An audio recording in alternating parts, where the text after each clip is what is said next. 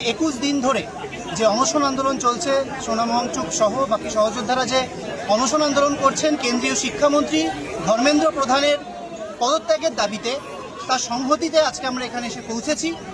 কিন্তু কোনো রকম আলোচনার রাস্তা সরকার গেল না, যেটা অত্যন্ত সহজে একটা আলোচনার রাস্তার মাধ্যমে কোনো একটা সমাধান করা যেত।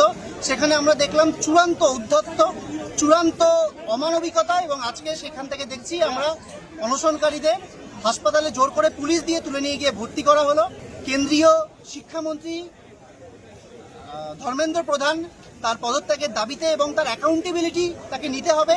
এই যে 20 জন ছাত্রছাত্রী নিটের পেপার লিকের পর আত্মহত্যা করলো, তার মৃত্যুর দায় কে নেবে? এই মৃত্যুর দায় নিতে হবে। এবং আমরা এখনো এই পদত্যাগের দাবি থেকে সরছি না, আমরা এই আন্দোলনের পাশে সর্বতভাবে রয়েছি।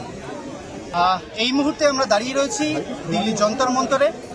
আমরা ওয়েস্ট বেঙ্গল জুনিয়র ডক্টর ফ্রন্টের পক্ষ থেকে এখানে যে 21 দিন ধরে যে অনশন আন্দোলন চলছে, সোনাম ওয়াংচুক সহ বাকি সহযোদ্ধারা যে অনশন আন্দোলন করছেন কেন্দ্রীয় শিক্ষামন্ত্রী ধর্মেন্দ্র প্রধানের পদত্যাগের দাবিতে, তার সংহতিতে আজকে আমরা এখানে এসে পৌঁছেছি।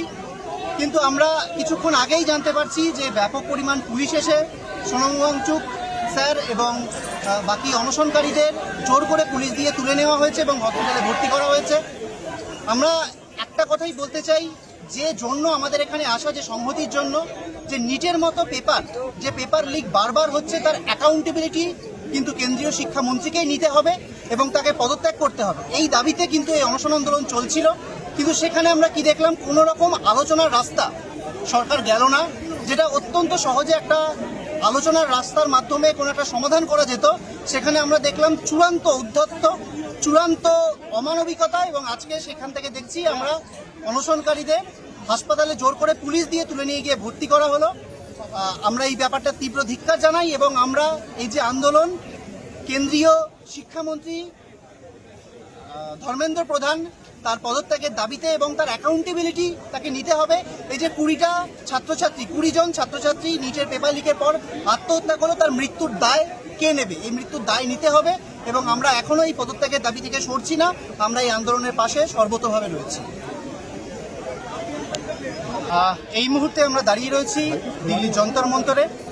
আমরা ওয়েস্ট বেঙ্গল জুনিয়র ডক্টর ফ্রন্টের পক্ষ থেকে এখানে যে 21 দিন ধরে যে অনশন আন্দোলন চলছে, সোনাম ওয়াংচুক সহ বাকি সহযোদ্ধারা যে অনশন আন্দোলন করছেন কেন্দ্রীয় শিক্ষামন্ত্রী ধর্মেন্দ্র প্রধানের পদত্যাগের দাবিতে, তার সংহতিতে আজকে আমরা এখানে এসে পৌঁছেছি।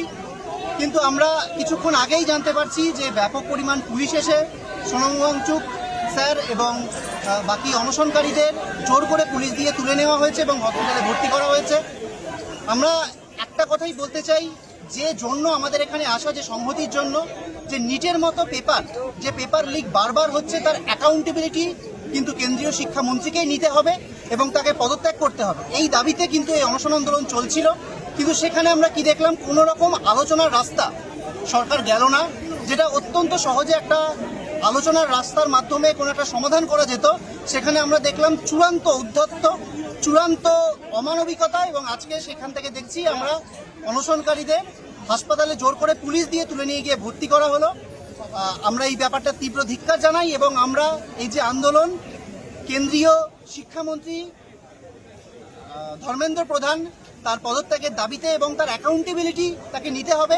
এই যে 20 জন ছাত্রছাত্রী নিটের পেপার লিকের পর আত্মহত্যা করলো, তার মৃত্যুর দায় কে নেবে? এই মৃত্যুর দায় নিতে হবে এবং আমরা এখনো এই পদত্যাগের দাবি থেকে সরছি না, আমরা এই আন্দোলনের পাশে সর্বতভাবে রয়েছি।